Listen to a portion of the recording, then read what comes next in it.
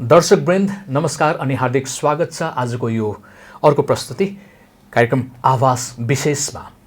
आजको दिनमा हामी साहित्यिक चर्चा गर्नेछौँ। हाम्रो बीचमा हुनुहुन्छ कवि सुमन घिमिरे। उहाँ उपन्यासकार पनि हुनुहुन्छ, उहाँ लेखकको रूपमा परिचित हुनुहुन्छ, त्यस्तै गरिकन उहाँ समीक्षक पनि हुनुहुन्छ र अर्को उहाँको विशेषता कि उहाँ पर्यटन व्यवसायी पनि हुनुहुन्छ। सौरा चितवन निवासी उहाँसँग हामी आज उहाँले लेख्नुभएको किताब सुनको टप भन्ने जो कविता सङ्ग्रह छ, 41वटा कविता सङ्ग्रहित छन् र यसैको विषयमा हामी उहाँसँग कुराकानी गर्नेछौँ। सुमनजी, तपाईँलाई स्वागत छ कार्यक्रममा। धन्यवाद सुखदेवजी। तपाईँको कविता सुनको टपबाट नै मलाई सुरु गरौँ जस्तो लाग्यो। तपाईँले टाइटलको रूपमा पनि यसलाई टाइटल पनि दिनुभएको छ, सुनको टप। किन यो टाइटल तपाईँले रुचाउनु भयो? सुनको टप चाहिँ यो नेपालको जुन चाहिँ भूभाग चाहिँ गुमेको भूभाग चाहिँ हामीले चाहिँ त्यो चुच्चे नक्साको रूपमा पाएका थियौँ। त्यो नक्सा चाहिँ हामीले चाहिँ आकारमा पायौँ तर वास्तवमा त्यो भूभाग चाहिँ हामीले अझै पनि हाम्रो हो कि होइन भनेर चाहिँ अझै पनि हामी चाहिँ दोधारमा छौँ अथवा त्यो अलिक विवादमा छ। अनि सुनको टप भनेको चाहिँ मैले चाहिँ यदि त्यो भूभाग चाहिँ नेपाल आमाले साँच्चै प्राप्त गर्नुभयो भने हामी नेपालीहरू त्यहाँ गएर केही सृजना गर्न सक्छौँ। र त्यसको निम्ति चाहिँ एउटा चाहिँ नेपाल आमाको चाहिँ त्यो भागलाई चाहिँ मैले चाहिँ आमाको कानको रूपमा प्रतिबिम्ब रूपमा उभ्याएर चाहिँ त्यहाँ चाहिँ सुनको टप लगाइदिने एउटा महिलाहरूको चाहिँ शोभा हो सुन। दुईवटा कानमा नभए पनि एउटा कानमा चाहिँ मलाई चाहिँ त्यो देखिएको कान रूपी चाहिँ त्यो नक्सामा चाहिँ सुनको टप लगाइदिने मन छ भनेर चाहिँ म त्यहाँ केही आमालाई चाहिँ एउटा गौरव हुने खालको कुरा, आमा जसरी आमालाई चाहिँ महिलाहरूलाई सुन शोभा हुन्छ त्यहाँ केही शोभा हुने काम गर्छु भनेर चाहिँ एउटा देशभक्त नागरिकले चाहिँ गरेको कुरा चाहिँ कवितामा उल्लेख गरेको छु। हजुर, सुनाइदिनुहोस् न। सुनको टप। सुनको टप। सरकारी फारम भर्दा फोटो टाँस्ने बक्समा लेखिएको थियो, दुवै कान देखिने फोटो टाँस्नुहोस्। सरकारी फारम भर्दा फोटो टाँस्ने बक्समा लेखिएको थियो, दुवै कान देखिने फोटो टाँस्नुहोस्। त्यो सूचनालाई व्यवस्था गर्दै कानै नदेखिने नेपाल आमाका ब्ल्याक एन्ड व्हाइट फोटोहरू धेरै समय धेरै स्थानमा प्रयोगमा आयो। कानै नदेखिए पनि हामीले पहिचान गरेका थियौँ, यो फोटोको मुहार मेरै नेपाल आमाको हो। कानै नदेखिए पनि हामीले पहिचान गरेका थियौँ, यो फोटोको मुहार मेरै नेपाल आमाको हो। नेपाल आमाको फोटोमा लामो समयदेखि हराएको एउटा कान बल्ल आज आएर देखिएको छ। अब त सधैँ मौन रहने आमा कान भएपछि सीमाका पीडाहरू आफै सुन्नेछिन् र त्यसको विरोधमा बोल्छिन् पनि होला, मनका कुरा खोल्छिन् पनि होला। आमाको अहिलेको फोटोमा देखिए जस्तै कान, आमाको अहिलेको फोटोमा देखिए जस्तै कान, आमाले हातले छाम्दा पनि भेटिने होस्। मलाई यसपालि एउटै भए पनि आमाको कानमा सुनको टप लगाइदिने मन छ। एउटै भए पनि आमाको कानमा सुनको टप लगाइदिने मन छ। धन्यवाद। भनेपछि तपाईँले एउटा भाव जो व्यक्त गर्नुभएको छ नि, कहिलेकाहीँ झट्टै साहित्यिक तपाईँले लेखेका एकजना लेखकको वा कविको कुरा तुरुन्तै मान्छेले बुझिहाल्न सक्दैन। आफ्नो मनमा भावना जो भइराखेको हुन्छ नि, तपाईँले देशलाई पनि जोड्नु भएको छ कति मजाले। सुनको टप चाहिँ त्यसरी पनि नेपाल आमासँग पनि जोड्न खोज्नु भएको भनेको अलिकति बताइदिनुहोस् न। तपाईँले के कुरा सोचेर चाहिँ यो कुरा लेख्नुभयो? केही समय अगाडि नेपालको लिम्बू धारा जुन चाहिँ हाम्रो चाहिँ गुमेको भूभागमा चाहिँ एउटा केही सानो चाहिँ एउटा चुच्चे भूभाग चाहिँ हामीले चाहिँ पाएको अनुभूति हामीले चाहिँ एउटा नक्सा रूपी रूपमा पाएका थियौँ। वास्तवमा त्यो नक्सामा मात्रै आएर भएन, त्यो नक्सामा जुन आयो त्यो भूभागलाई चाहिँ हामीले चाहिँ प्रयोग गर्न पाउनुपर्छ। त्यो हाम्रो हो भनेर हामी त्यहाँ गएर चाहिँ हाम्रो चाहिँ त्यहाँ चाहिँ सृजना गर्न सक्न चाहिँ नेपालीले पाउनुपर्छ भन्ने मलाई मनमा लाग्यो। र यो देखाएको जस्तै त्यो एउटा सानो चाहिँ चुच्चे नक्सा जुन चाहिँ बजारमा आयो तर त्यसले वास्तवमा चाहिँ अहिले पनि विवाद भइरहेको छ, त्यो हाम्रो हो कि होइन भन्ने कुरामा अझै पनि हामी द्वन्द्व गरिरहेका छौँ। अझै पनि त्यो पूर्ण रूपमा हाम्रो स्वामित्वमा आएको छैन। र एउटा सुनको टप एउटा आमालाई चाहिँ प्रतिबिम्ब बनाएर चाहिँ मैले चाहिँ त्यो यदि त्यो भूभाग त्यहाँ आयो भने म त्यहाँ चाहिँ केही सृजना गर्छु, त्यहाँ केही गर्छु भनेर चाहिँ एउटा नेपालीले चाहिँ भन्न सक्ने कुरालाई चाहिँ मैले कवितामा चाहिँ एउटा चाहिँ बिम्बको रूपमा चाहिँ सुनको टपलाई चाहिँ प्रयोग गरेर नेपाल आमालाई चाहिँ प्रयोग गरेर चाहिँ त्यो नक्साको बारेमा चाहिँ लेखिएको कविता हो यो।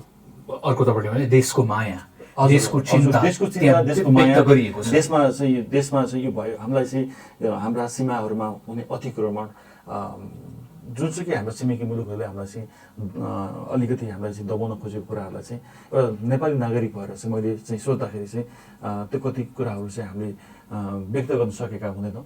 तर त्यो भूभाग चाहिँ प्राप्ति गर्न पाइयो भने एउटा नेपाली हुनुको चाहिँ एउटा सम्मान पनि हुन्छ।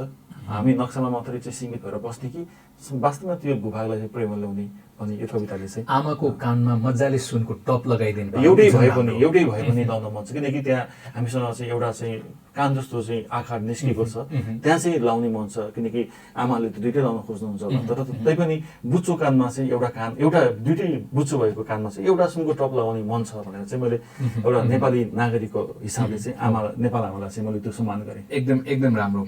देशको मायाका, हजुर, देशप्रतिको देशभक्ति भावना त्यहाँ व्यक्त भएको छ। झट्टै हेर्दाखेरि आमा टप, तर देशको सुन्दरता गहना हो त्यो। हजुर हजुर, त्यो चिज आओस् भनेर राम्रो कुरा। मलाई त्यसपछि आमासँग तपाईँले जोड्नुभयो। अब आमापछि तपाईँको अर्को कविता बाको चिन्ता पनि खुब राम्रो लाग्यो। तपाईँले जुन कुरा भावना पोख्नु भएको छ त्यो पनि सुनाइदिनुहोस् न। आमाबाट हामीले सुरु गऱ्यौँ होइन, नेपाल हाम्रो संस्कृति चाहिँ मातृभूमि भनेर भन्छौँ, आमाबाट नै सुरु गऱ्यौँ। देश एउटा आमा हो। अब बातिर जाउँ हामी। बाको चिन्ता कविता चाहिँ एकजना बुवा जो नेपाल छोडेर चाहिँ बाहिर बस्नु भएको छ र उहाँलाई चाहिँ आफू बाहिर बस्दा बारम्बार नेपालको चिन्ता कति हुन्छ, अथवा हामी नेपालीहरू चाहिँ विदेश गइरहेका छौँ, विदेशमा बसिरहेका छौँ, विदेशमा चाहिँ हामीले सिर्जनाहरू गरिरहेका छौँ, त्यहाँ हामीले कर्म गरिरहेका छौँ, तर नेपाल छोड्दैमा नेपालको चिन्ता चाहिँ हराउनु रहन्छ। र एउटा बाले नेपाल छोडेर चाहिँ बाहिर बसेर नेपाल फर्किने बेलामा चाहिँ नेपालको चिन्ता गरेको एउटा चाहिँ त्यो घटनालाई चाहिँ मैले कवितामा चाहिँ प्रस्तुत गरेको छु। विदेशमा बस्दाखेरि झन् उनीहरूलाई माया हुन्छ, माया अझ बढ्ता हुन्छ छोराछोरीहरूको निम्ति। हजुर, म झन्डै तपाईसँग म सहमति भयो। म झन्डै अमेरिकाको मेरो पढाइ 3 हप्ताभित्रै छोडेर होमसिक भएर फर्किनु खोजेको थिएँ, तर जबरजस्ती आफ्नो भावनालाई नियन्त्रण गरेर बस बाबु भनेर आफैले सम्झाएँ आफैलाई। तर बाहिर जाँदाखेरि झन् माया हुन्छ। हजुर, यो कविता चाहिँ म अब सुरु गर्न चाहन्छु। बाको चिन्ता। हजुर। सीमाहरूमा ग्रेट वलको रमिता हुँदा, देश पीडाले छटपटाउँदा र नुन तेल नपाएर भोकभोकै रुँदा, पीडामा मलहम र नुन तेलको जोहो गर्न हवाईजहाज चढेर परदेशका मेरा बा पैतालोले देश छाडे पनि छातीमा देश बोकेर हिँडेका हुन् भन्थे। म परदेश झर्दा पनि छातीमा देश दुख्थ्यो, म परदेश झर्दा पनि छातीमा देश दुख्थ्यो। बा हरेक दिन परदेशमा सीमाहरूका गतिविधि समाचारहरूमा आँखी झ्यालबाट हेरिरहेका हुन्थे। बा हरेक दिन परदेशमा सीमाहरूका गतिविधि समाचारका आँखी झ्यालबाट हेरिरहेका हुन्थे। देशको उन्नति र अवनति समाचारहरूमा पढिरहेका हुन्थे। बाको चिन्ता नाका कहिले खुल्यो र कहिले बन्द भयो। बाको चिन्ता नाका कहिले खुल्यो र कहिले बन्द भयो। बजार कहिले चम्कियो र कहिले मन्द भयो। महिनौँ बितेपछि बाको नेपाल फर्कने बेला भयो। महिनौँ बितेपछि बाको नेपाल फर्कने बेला भयो। सायद समाचारहरूका कारण थप चिन्तित थिए बा। आउनु अगाडि मबाटै जान चाहन्थे। सायद बालाई लागेको थियो समाचारहरू पनि प्रायोजित हुन्छन्, समाचारहरू पनि बायस हुन्छन्, पूर्वाग्रहबाट संश्लेषित हुन्छन् समाचारहरू र राजनीतिबाट उद्वेलित हुन्छन् समाचारहरू। चिन्ता लाग्न थाल्यो होला बालाई। बा यथार्थ जान उत्सुक थिए। मलाई फेसबुकमा मेसेज पठाएर सोधे, छोरा नेपाल अहिले कस्तो छ?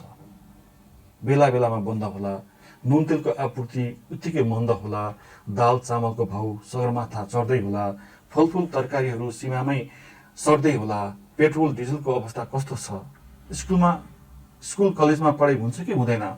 बाले सोधेका प्रश्नहरूका मसँग भएका रेडिमेड उत्तर भनिदिए। बन्द छ बा, देश बिल्कुलै बन्द छ। गाडी जोगिएको छ, ग्यारेजमा थन्किएको छ, नयाँ नयाँ प्रविधि सिकिँदैछ बा। रित्ता सिलिन्डर पनि हलाउँदा र घोप्टाउँदा चुला टिप बल्दा रहेछन्। समस्याका बीच पनि व्यापार चल्दा रहेछन्। ठोरी र त्रिवेणीबाट तेल ल्याएर बिक्री गर्नेहरू रातारात फस्टाउँदैछन्। पढाइमा पनि प्रगति हुँदैछ बा। बच्चाहरूलाई नर्सरीदेखि नै राजनीति गकाउँदैछन्। मैले यति लेख्दासम्म अनलाइनमै रहेका मेरा बाका कुनै प्रतिक्रिया आएन। मेसेज पढेको नोटिफिकेसन देख्छु। मलाई लाग्यो कतै मेरो जवाफले बाको नेपाल फर्कने मनमाथि पनि पानी फेरियो कि विदेशकै माया मोहले बाको मनलाई बेर्यो कि ममा चटपटी भयो, बालाई ढाडस दिँदै मैले फेरि मेसेज लेखेँ, कुनै चिन्ता नलिई आउनुहोस् बा, यहाँ सानातिना समस्याहरूसँग कति नडराउनुहोस् बा, यहाँ त समस्याहरू आफै सर्ने र टर्ने गर्छन्। केही बेरमा बाले प्रत्युत्तर दिए, बाको प्रत्युत्तरले मेरो मन छोयो, छाती फुल्यो, आँखा रसाए। बाले लेखेका थिए, आमालाई छाडेर परदेश लागेको मान्छे सधैँ परदेशमै कहाँ बस्न सक्छ र। बाले लेखेका थिए, आमालाई छाडेर परदेश लागेको मान्छे सधैँ परदेशमै बस्न कहाँ सक्छ र। म जसरी पनि आउँदैछु छोरा, मलाई चिन्ता त्यो दुरावस्थासँग जुझ्नुको होइन, त्यो अवस्था खेपेर बसेकी मेरी आमाको हो, नेपाल आमाको हो। त्यो अवस्था खेपेर बसेकी मेरी आमाको हो, नेपाल आमाको हो। यो कविता लेख्दाको परिवेश नेपालमा चाहिँ नाकाबन्दी भएको थियो र नाकाबन्दीकै समयमा चाहिँ बा नेपाल छोडेर चाहिँ बाहिर गएको अवस्थामा चाहिँ फर्किने बेलासम्म नाका खोलेको थिएन र त्यो बेलामा चाहिँ एउटा बाले नेपाल फर्किने बेलामा चाहिँ के प्रश्न गरे र के सोचिरहेका थिए र नेपाल फर्किनु जरुरी जसरी फर्किनु पर्ने थियो, तर नेपालको अवस्था को बारेमा कति चिन्ता देखाउनु भयो बाले भनेर चाहिँ बाको चिन्ता कविता यसरी सिर्जना गरेको। हाम्रो चितवनमा त्यो सर्टेन टाइममा पेट्रोल, कालो बजारको पेट्रोल चाहिँ एकदमै ठुलो थियो र तिनीहरूले निकै कमाए अनि सर्वसाधारणले दुःख पाइरहेको थियो। एकदम त्यही समयलाई चाहिँ यो कविताले चित्रण गरेको छ। कालो बजारका कुराहरू, सबैसँग चिन्ता, थुप्रै कुराहरू व्यक्त भइरहेको छ। तर पढाइको चिन्ता पनि छ, अनि यहाँ चाहिँ भएको राजनीतिक विकृतिको कुरा छ। त्यसपछि आएर चाहिँ सबै जेसुकै भए पनि नेपालमा चाहिँ सबै समस्या भए पनि तर नेपाल फर्कन चाहिँ केहीले रोकेको छैन। जसरी पनि म आउँछु भनेर चाहिँ बाले अन्तिममा भन्नुभएको छ। मायाले देशको मायाले फेरि फर्काए, नेपाल आमाको मायाले चाहिँ फर्काएको अवश्य पनि। राम्रो। तपाईँको अलिकति व्यङ्ग्यका कुराहरू पनि मलाई मन पर्यो। प्रायोजित समाचारहरूको कुरा पनि उठाउनु भयो अनि नेपालको एउटा तितो यथार्थ पनि हो।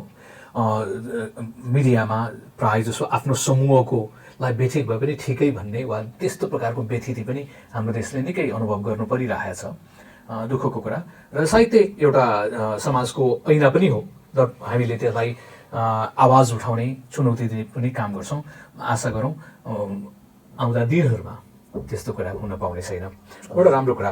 तपाईँको अर्को एउटा मलाई मन परेको पक्ष, तपाईँको यही कविताहरूको सङ्ग्रह तपाईँले अङ्ग्रेजीमा पनि अनुवाद गरेर राखिदिनु भयो होइन? साइक्लोन अफ फायर, अलिकति फरक टाइटल दिएर सायद यो पनि एउटा तपाईँको कविता नै गर्नुपर्छ। कविताको चाहिँ तपाईँले यो किन गर्नुभयो? यो मलाई चाहिँ व्यक्तिगत तपाईँले मन परेको छ है। नेपाली साहित्य सृजनाहरू अब यसरी अङ्ग्रेजी भाषामा हुँदाखेरि चाहिँ अन्तर्राष्ट्रिय बजारमा पनि पुग्न सक्छ के छ भनेर अनुवाद गर्नलाई समस्या भइराखेको तपाईँले आफैले नै यसरी एउटै किताब अङ्ग्रेजी र नेपालीमा निकाल्ने कुरा चाहिँ साह्रै मन पर्यो। त्यो अवधारणा कसरी आयो? यो वास्तवमा म नेपाली साहित्यमा चाहिँ नेपालीमा लेख्छु मेरा सबै रचनाहरू र अङ्ग्रेजीमा चाहिँ म कहीँ गएर चाहिँ म लेखक हुँ भनेर चाहिँ मैले कुनै विदेशी मानिसहरूलाई अथवा विदेशमा गएर चाहिँ म कविता अथवा म उपन्यास लेख्छु भनेर भन्दाखेरि चाहिँ मसँग कुनै पनि किताबहरू भएन र हाम्रो किताब हाम्रो नेपाली साहित्यलाई चाहिँ अन्तर्राष्ट्रिय बजारमा पुर्याउनु भनेको माध्यम भनेको चाहिँ अनुवाद हो र अनुवाद गर्नुपर्छ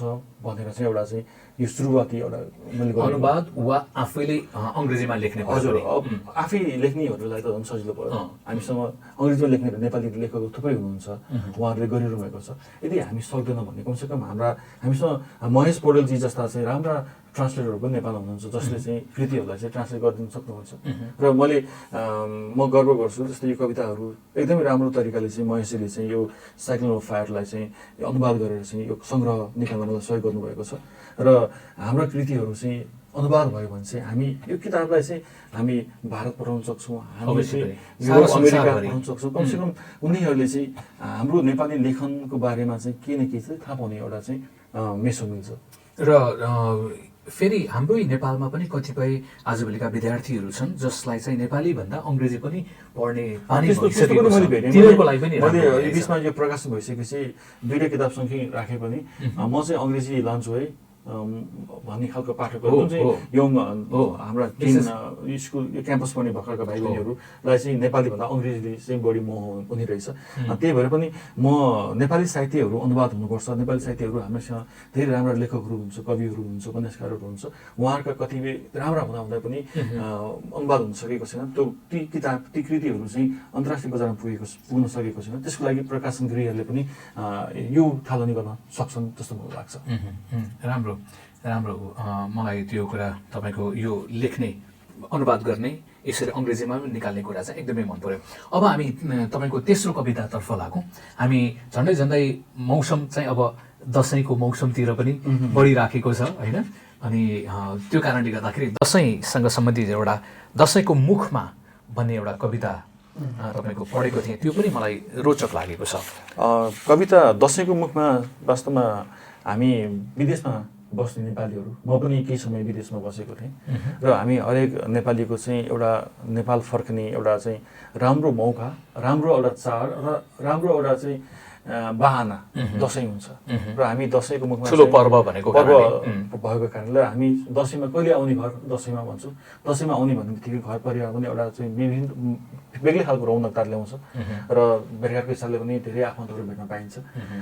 र दसैँको मुखमा चाहिँ बाहिर बसेर चाहिँ बस्ने हामीहरूको पीडा के छ त, हामी किन भन्ने बित्तिकै दसैँमा आउन सक्दैनौँ र यता आमाले चाहिँ छोराहरू नआउँदाखेरि आफ्नो बच्चा बच्चीहरू नआउँदाखेरि के सोच्छिन् भनेर चाहिँ कवितामा उल्लेख गरेको छु। अबको कविता दसैँको मुखमा। आमाले प्रत्येक दसैँको मुखमा सोध्ने प्रश्न एउटै हुन्छ। आमाले प्रत्येक दसैँको मुखमा सोध्ने प्रश्न एउटै हुन्छ, यसपालिको दसैँमा त आउँछस् नि छोरा। आमाको प्रश्नले नसम्झाएको होइन मलाई आमाको माया, गाउँको माया। आमाको प्रश्नले नसम्झाएको होइन मलाई आमाको माया, गाउँको माया, अनि एक्लिँदै गरेको मेरो देशको माया। आमाको प्रेमको काकाकौल हुँदा पनि म हरेक दसैँलाई अर्को सालतिर सार्न बाध्य हुन्छु। आमालाई सान्त्वना दिन कहिले भनिदिन्छु बिदा मिलेन, कहिले भनिदिन्छु भिसा मिलेन। आमालाई भेट्दै नभेट्ने मेरो इच्छा त कहाँ हो र, मलाई हवाईजहाजसँगै प्रदेशमा ल्याएका थुप्रै समस्याका पोकाहरू खोल्दै जाँदा भेटेको छु। अनगिन्ती जटिलताहरू जुन बन्दै गएका छन् दसैँभन्दा निकै महत्त्वपूर्ण। आमालाई भेट्दै नभेट्ने मेरो इच्छा त कहाँ हो र, मैले हवाईजहाजसँगै प्रदेशमा ल्याएका थुप्रै समस्याका पोकाहरू खोल्दै जाँदा भेटेको छु। अनगिन्ती जटिलताहरू जुन बन्दै गएका छन् दसैँभन्दा निकै महत्त्वपूर्ण। हरेक कुरा सजिलै पत्याउने मेरी आमालाई घरको आकाशमाथि उडेका हवाईजहाजहरू देख्दा पनि रिस उठ्दो हो। हरेक कुरा सजिलै पत्याउने मेरी आमालाई घरको आकाशमाथि उडेका हवाईजहाजहरू देख्दा पनि रिस उठ्दो हो। आमाको काखबाट छुट्याएर लैजाने जिनिस भन्दै मेरी आमालाई के थाहा, हवाईजहाजसँगै रात उडेका छन् आमाका कैयौँ सपनाहरू। हवाईजहाजसँगै रात उडेका छन् आमाका कैयौँ सपनाहरू। आमा यस्तै गर्छिन् हरेक दसैँमा, आमा यस्तै गर्छिन् हरेक दसैँमा। हेरिरहन्छन् आँगनीमा सिमलको बोट, सयपत्रीले सजिएको फुलबारी, अनि पहेँलै भएको जमरा। हरेक दसैँको मुखमा आमालाई रिस उठ्दो हो गरिबीहरूसँग, अराजकताहरूसँग। हरेक दसैँको मुखमा आमालाई रिस उठ्दो हो गरिबीहरूसँग, अराजकताहरूसँग अनि बेरोजगारीहरूसँग। किनकि आमा अर्को सालको दसैँमा छोरा भेट्न चाहन्छन्, किनकि आमा अर्को सालको दसैँमा छोरा भेट्न चाहन्छन्। यो दसैँको मुखमा हरेक आमालाई चाहिँ अहिले पनि आफ्ना सन्तानहरू बाहिर छन् भने पक्कै नआउँदाखेरि चाहिँ पक्कै खल्लो हुन्छ। त्यो चाहिँ अरू बेलाभन्दा दसैँको मुखमा चाहिँ आफ्नो सन्तानहरू टाढा हुँदाखेरि चाहिँ एउटा आमालाई परेको चिन्ता र त्यो छोरा अथवा छोरीलाई चाहिँ आफू बाध्यताको कुराहरूलाई पनि मैले कवितामा लेख्ने प्रयास गरेको छु। दर्शकवृन्द, अहिलेलाई हामी छोटो विश्राम लिनेछौँ, त्यसपछि हाम्रो कुराकानीलाई निरन्तरता दिनेछौँ।